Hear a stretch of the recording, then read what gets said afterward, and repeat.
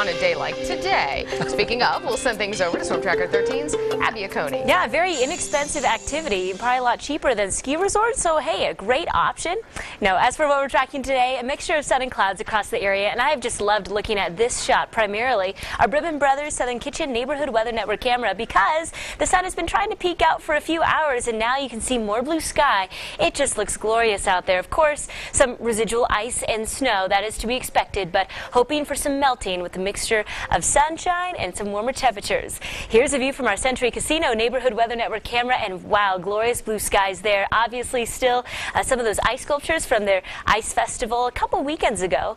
Right now, temperatures are still below freezing across much of southern Colorado, at least for Colorado Springs and Pueblo. We are tracking the 30s in the eastern plains, and the lower 40s for Alamosa must feel good.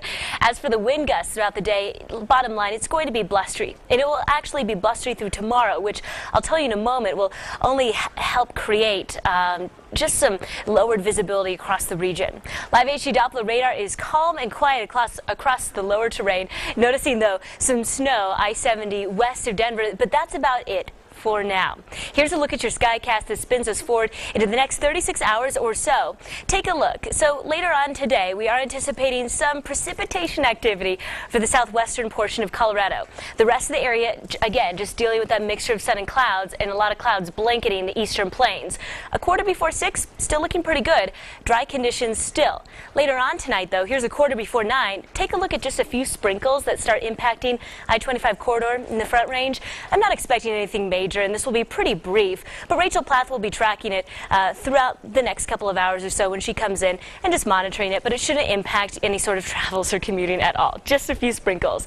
Overnight tonight through tomorrow morning, still staying pretty dry. It's tomorrow afternoon when we start to notice the chance for some of that snow. Take a look. So right around 2:30, that snow starts impacting the Palmer Divide and tracking to the south, becoming more widespread, spreading to the south and to the east in the eastern plains. Snow totals are not very impressive with this one, and I showed you briefly just moments ago. Let's take you a little bit more in depth now. Up to 3 inches possible Woodland Park and Monument, up to 2 for Colorado Springs and Fountain, and this is up to. Some areas will definitely see less than this. These are just some of the, could be up to the heavier amounts. So up to 1.5 inches in Pueblo, up to 2 for Walsenburg and Canyon City, a trace to 1 inch for Trinidad, as well as some of the eastern plains.